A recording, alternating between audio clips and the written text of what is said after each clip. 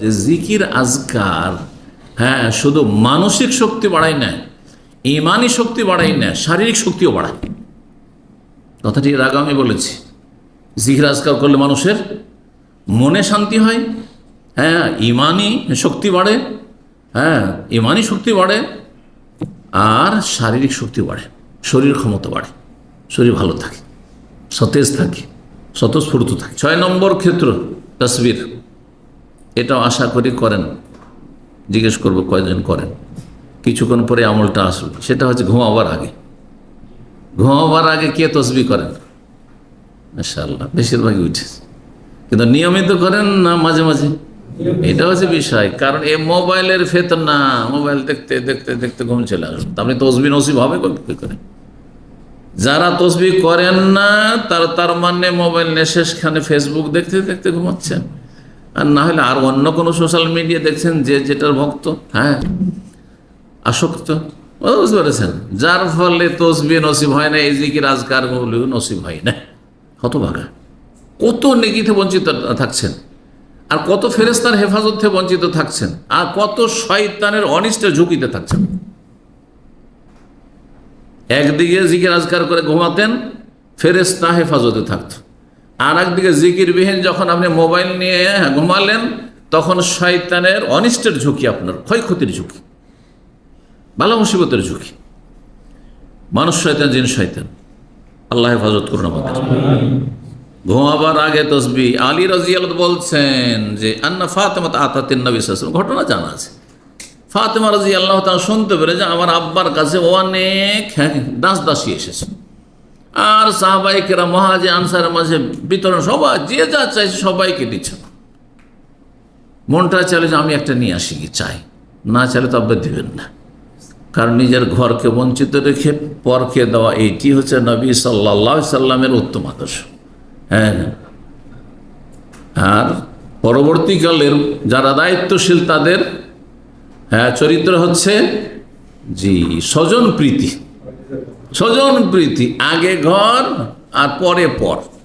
কিন্তু না, ইসলামের ওয়ুসিরুনা আলা আনফুসিহিম, নিজের ওপর অন্যকে অগ্রাধিকার দাও। এটি হচ্ছে রাসূলুল্লাহ সাহাবায়ে কেরামদের আখলাক চরিত্র। তো আসলেন কিসের জন্য? স্বামীর বাড়িতে গিয়ে আটা পিষতে হয়তো চাকিতে, হাতে ফোঁসা পড়ে গেছে নবী সাল্লাল্লাহু আলাইহি ওয়াসাল্লামের মেয়ের। আপনার মেয়ে, আমার মেয়ে যদি শ্বশুর বাড়ি গিয়ে ফোঁসা পড়ে, তো আপনি মনে হয় কিয়ামত করে দিবেন, এমন ঝগড়া বিবাদ লাগিয়ে দেবেন। এই কাজের জন্য পাঠিয়েছি। অনেকে একটু পয়সাওয়ালা মেয়েকে পাঠাচ্ছে বিয়ে দিয়ে, তার সাথে কাজের মেয়ে পাঠাচ্ছে। একটা কাজের মেয়ে তার সাথে সাথেই পাঠাচ্ছে সে বিয়ের দিনে, যাতে আমার মেয়েকে কাজ না করতে হয়। এর দ্বারা কি আর প্রতিপালন হবে? না, সব কিছুর প্রশিক্ষণ থাকতে হবে, তরবিয়ত থাকতে হবে। তাসকু মাতাল কাফিয়া রেহমিনা রাহা, হাতে যে ফোঁসা পড়ে গেছে, অভিযোগ করার জন্য গেলেন, জানতে পারলেন যে এসেছে দাসী, যাই পাপ হয়তো পেলেন না, আব্বাকে বাড়িতে ছিলেন না, মা আয়েশা রাদিয়াল্লাহু বলে আসলেন যে আব্বা আসলে বলিয়েন। যখন নবী সাল্লাল্লাহু আলাইহি ওয়াসাল্লাম আসলেন, সন্ধ্যা হয়ে গেছে, রাত হয়ে গেছে, তখন জানালেন। সাথে সাথে মেয়ের ঘরে গেলেন, জামাইয়ের ঘরে গেলেন, জামাই মেয়ে শুয়ে গেছে সপরে, তারপরে গেলেন। আর তারপরে তাদের কাছে গিয়ে কি বললেন যে শোনো, আলা আদুল্লুকুমা আলা খাইরি মিম্মা সাআলতুমা, তোমরা যা চেয়েছো, কাজের মেয়ে চেয়েছো, তার চাইতে উত্তম উৎকৃষ্ট তোমাদেরকে কোনো কিছু দেব কি, যেটা তোমাদের জন্য উত্তম বিকল্প, বেশি ভালো হবে? তাহলে বোঝা গেল যে জিকির আজকার শুধু মানসিক শক্তি বাড়ায় না, ইমানি শক্তি বাড়ায় না, শারীরিক শক্তিও বাড়ায়। কথাটি এর আগে আমি বলেছি। জিকির আজকার করলে মানুষের মনে শান্তি হয়, ইমানি শক্তি বাড়ে, ইমানি শক্তি বাড়ে, আর শারীরিক শক্তি বাড়ে, শরীর ক্ষমতা বাড়ে, শরীর ভালো থাকে, সতেজ থাকে, স্বতঃস্ফূর্ত থাকে। সেটি তোমাদের জন্য বেশি ভালো হবে, দুনিয়া আখেরাত উভয় জায়গায় ভালো হবে। একথা বলেন যে শুধু আখেরাতে ভালো হবে, বলেছেন কি এদা আখাযতুম মাদাজিআকুমা আও আওয়াইতুকুমা ইলা ফিরাশ, যখন বিছানায় আসবে ঘুমাবার জন্য, তখন ফাসাব্বিহা 33 বার সুবহানাল্লাহ বলো, ওয়াহমাদা 33, স্বামী স্ত্রী উভয়ে 33 বার আলহামদুলিল্লাহ বলো, ওয়াকাব্বির 34, 34 বার আল্লাহু আকবার বলো। ঘুমের ক্ষেত্রে প্রসিদ্ধ হাদিস এটি, কিন্তু ঘুমের ক্ষেত্রে আরেকটি রিওয়ায়াতে এর বিপরীত আছে, জায়েজ রয়েছে। সব রকম নামাজের পরেও যেমন জায়েজ রয়েছে, কিন্তু প্রসিদ্ধ হচ্ছে পার্থক্য ফরজ সালাতের পরে 33 33 33 আর তারপরে 100 পুরা করবেন কালেমা তাওহীদ লা ইলাহা ইল্লাল্লাহু ওয়াহদাহু লা শারীকা লাহু দিয়ে। আর ঘুমের আগে এই যে তাকবীর বলবেন 34 বার। সহিহ বুখারীতে 2 জায়গায়, সহিহ মুসলিমে একটি জায়গায় 4906, সহিহ মুসলিমে, সহিহ বুখারীতে 4942, 5843 নম্বর হাদিস। এটি ছিল 4 নম্বর। 5 নম্বর হচ্ছে তাসবিহ, ফরজ সালাতের পরে তাসবিহ আছে না নেই?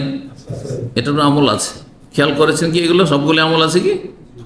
হ্যাঁ, এতক্ষণ পর্যন্ত যে আলোচনা করলাম বলবেন না কিন্তু, দেখবেন যে কয়টা আমল আছে আর কয়টা আমল নেই। যেটা নেই কমপক্ষে, যাদের বেশি আমল আছে দেখেন যে কোনটা আমার মাইনাস আছে, কম আছে, সেই ঘাটতি কমতিটা পূরণ করব।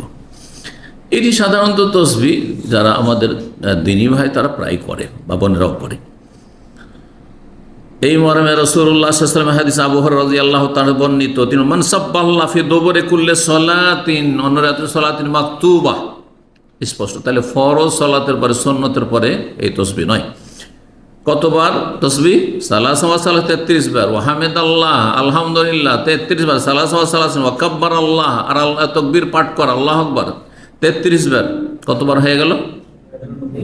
ফাতিলকা 99 হয়ে গেল। ওয়াকাল তামামুল মিআ 100 পূর্ণ করলো, লা ইলাহা ইল্লাল্লাহু ওয়াহদাহু লা শারীকা লাহু লাহুল মুলকু ওয়া লাহুল হামদু ওয়া হুয়া আলা কুল্লি শাইইন কাদির। এটি একটি আমল। আর একটি আমল হচ্ছে আল্লাহু আকবারকে 34 করে দেন, তাহলে কালেমা তাওহীদ পড়ার প্রয়োজন নেই। সেই ক্ষেত্রে বলছেন নবী সাল্লাল্লাহু আলাইহি ওয়াসাল্লাম, এই আমল যদি কেউ করে নিয়মিত ফরজ সালাতের পর, গফিরাত খাতায়াহু, তার গুনাহগুলি মাফ করে দাও। খাতা ছোট গুনাহ বড় গুনাহকে পর্যন্ত বলে, ছোট গুনাহ আর বড় খাতা বড় গুনাহকেও শামিল, কিন্তু বড় গুনাহের জন্য তার সাথে তওবা করতে হবে। এটা আহলে সুন্নাত ওয়াল জামাতের আকীদা, বিশ্বাস। ওয়াইন কানাত মিসলা যাবে, সামান্য গুনাহ আছে নয়, যদিও তার বন্যা সাগরের ভাসমান ফেনা বা ময়লা আবর্জনা খড়কুটা সমপরিমাণ তার গুনাহ হোক না কেন। সহিহ মুসলিমের 939 নম্বর হাদিস। 858 নম্বর বলছেন রাসূলুল্লাহ সাল্লাল্লাহু আলাইহি ওয়াসাল্লাম, মান কালা হিনা ইউসবিহু ওয়া হিনা ইউমসি, যেই ব্যক্তি সকালবেলা এবং সন্ধ্যাবেলা বলবে সুবহানাল্লাহি ওয়া বিহামদিহি, কতবার? 100 মাররা, 100 বার। সুবহানাল্লাহি ওয়া বিহামদিহি, সুবহানাল্লাহি ওয়া বিহামদিহি, সুবহানাল্লাহি ওয়া বিহামদিহি 100 বার যদি বলেন। অনেকে হাঁটাহাঁটি করছেন, হাঁটাহাঁটির সময় আপনি 3-4 মিনিটও লাগবে না, বেশি, তাতে পড়া যাবে 100 বার। লামিয়াত আহাদুন ইয়াউমাল কিয়ামা আফযালা মিম্মা যাবে, তার চাইতে বেশি নেকি নিয়ে হাসর মাঠে কেউ আসতে পারবে না। সুবহানাল্লাহ, তার চাইতে বেশি আমল নিয়ে, নেকি নিয়ে, নফল আমল নিয়ে কেউ আসতে পারবে না। ইল্লা আহাদুন কালা মিসলা মা কাল আও যাদ আলাইহি, তবে কি তার মতোই যদি কেউ বলে বা তার চাইতে কেউ বেশি বলতে পারে। তাহলে এটা আমাদের দেশীয় মন্ত্রের মতো না যে 100-তে 100, 100-তে 1 বলা যাবে না, 100-তে 10 আমার ভুল হয়েছে তো কি করবো, আমি ভুল করে দিলাম নাকি, এ ধারণা আছে কিন্তু আমাদের। কারণ এগুলোকে মনে করে যে এমন মন্ত্রের মন্ত্র যে এতে কম বেশি করা যাবে না। আপনার সময় নেই, কমই করলেন আপনি, সমস্যা কি? সময় আছে, আরও বেশি করলেন আপনি। আপনি যদি গণনা নাও করেন তো রবের পক্ষ থেকে তো ফেরেশতা লেগে আছে গণনা করার জন্য, যান আমলনামা লিখছেন। 4 নম্বর ক্ষেত্র সকাল সন্ধ্যার তাসবিহ, সকাল সন্ধ্যায় তাসবিহ। সূরা রুমের 8-17 আল্লাহ ইরশাদ করেছে, ফাসুবহানাল্লাহি হিনা তুমসুনা ওয়া হিনা তুসবিহুন, আল্লাহর পবিত্রতা ঘোষণা কর। ফাসুবহানাল্লাহ হিনা তুমসুন, যখন তোমাদের সন্ধ্যা হবে, ওয়া হিনা তুসবিহুন, যখন তোমাদের ভোর হবে, সকাল হবে। তাহলে সকাল সন্ধ্যা কি করো? তাসবিহ করো। বড় অন্য আয়াতগুলি তো রয়েছে, বিভিন্ন আয়াত রয়েছে, সকাল বৈকাল রয়েছে। তারপরে যেহেতু এটি গুরুত্বপূর্ণ জিকির, সর্বদাই করতে পারেন আপনি, জি, কিন্তু বিশেষ করে এখানে এই আয়াতে সকাল সন্ধ্যা করতে বলা হয়েছে। এখন এই সকাল সন্ধ্যা যে আয়াতে করতে বলা হয়েছে, এর বিস্তারিত আমল হাদিস রয়েছে। সহিহ মুসলিমের হাদিস নম্বর 4008।